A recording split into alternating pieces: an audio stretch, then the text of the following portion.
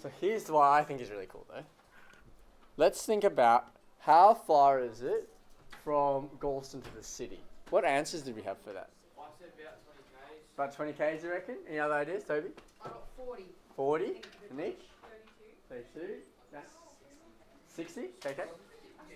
Now, one thing I actually didn't specify, I actually said how long is it? Did I say, what's the question say? Is it how long or how far?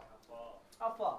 Sometimes when we think about how far, we also talk about time. I don't know if anyone wrote time down. I thought it was interesting. What Like, about 36 minutes? 36 minutes. Let's find out exactly how far it is. About 20 k's. 35.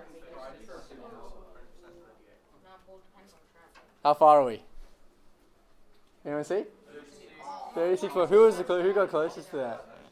42 minutes. Now, obviously, actually, it depends which way we're taking. If we're taking tolls or not. But there's sort of an issue with this distance that I'm finding, right? This distance goes along a what? A road. And actually, another way to measure distance. What's another way to measure distance? In terms of the distance from Galston to Sydney. It's not just the road that I take to get there. Exactly right. And there's actually a term for this. I don't know if anyone's heard of this. But if we construct this guy here, can you see you get a vastly different answer? This distance here, obviously we can't actually travel that, right? Because it goes over the sky. You can with a helicopter. And for that exact reason, we call this distance as the crow flies. Because the crow can literally fly across that. So as the crow flies, distance is just straight across. What actually is that distance? 28.08. 28 kilometers, something like that, roughly, right? It's 28. Well, it depends on which one we're taking. It's either 36 kilometers by road or 28 kilometers directly. To find the distances between 2 points, we need to look at what mathematical tools we have.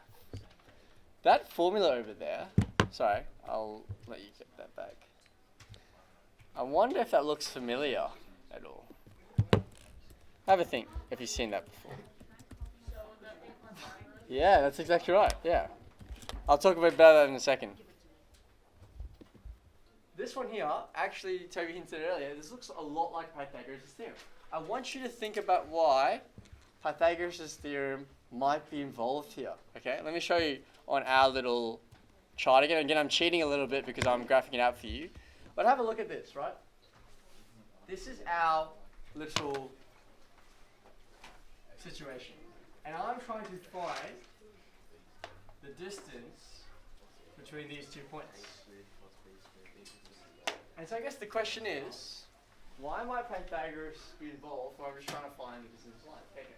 You have to do like how much the x coordinates move to get to that That's x coordinate. yeah. Yeah, really good. So basically, if we compare these 2 points here, would you agree that this kind of looks like a triangle if you construct these points? Keeping in mind, these lengths aren't actually a part of the line. So I'm going to do them in kind of dotted lines, right?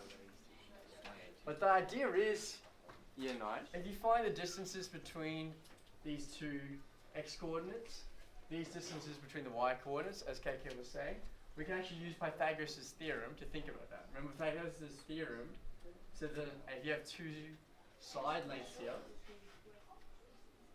a squared plus b squared is equal to c squared. That's the idea, right? So these are the lengths of my triangle. What that means for me now, if I'm actually trying to answer these questions though, is again, same situation. You'll notice that we have this situation over here. Why do we have x2s, x1s, y1, y2s? What do these all mean, right? I'm trying to decipher it for you guys. The idea is, this is like one of your A lengths. This is your B length. That's ideal with this situation. It's pretty much Pythagoras' theorem. So what I need you to write down for me is this. Again, this is not sort of required, but I think it's very helpful. Can you write down for me that this is x1, y1, x2, y2, at least for the first one. Why is that helpful? Because then what I'm going to do is, I'm going to say, all right, well, my distance between them is going to equal to this. x2 take away x1. What's my x2 in this situation? Well, it's positive 2. And take away positive 1. So it's 2 minus 1 all squared. And then what's y2 and y1? So I'm trying to make this a bit easy for you guys. I'm trying to make it clear what's what, rather than just like a whole bunch of nothing that's there. Having a look at this, y2 and y1, what do those represent? Yeah, 6 and, yeah, that's it, 6 and 1. And then here's the fun part, you get to calculate it. Yeah, I can see the excitement. So, when you put that in actually, there's a few ways you can write this. Right, square root, and then you do the answer for the numbers you type. Yeah, so they'll give you two ways of writing this out. Here's the first way.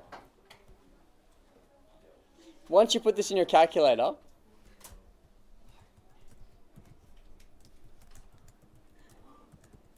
right, you can either get it as a decimal. So what's that? 5.0990, blah, blah, blah. And to do decimal places, what would that be?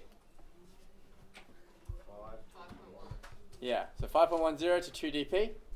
Or, another way to calculate this is you don't put the square root. You just type out exactly what you have there without the square root. And what number do you get there? 26. If you took the square root of 26, you'd actually get the same thing. So the other way of writing it is, yeah, or the square root of 26. We call this, there's a few ways they call it. They call it the exact or surd form. So it depends on what they ask for you. Read the question carefully in terms of what they ask. They'll either ask for what they call the exact or surd form. And that's another way of writing it out. Yeah. It's another way of writing it out. I'll walk through this next one with you.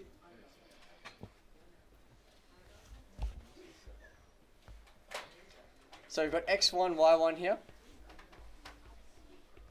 Or x2, y2. 5 minus 0 all squared. Plus 0 minus 2 all squared. And that's why I do the x1, y1 thing, x2, y2 thing. Because it makes it easy for me just to write it all out, right?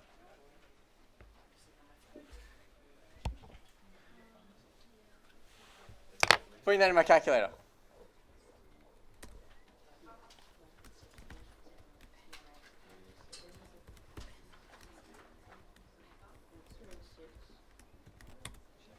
Again, not a super nice number. What's the other way I could write this though? Square root of 29. Square root of 29. Is that also Well done.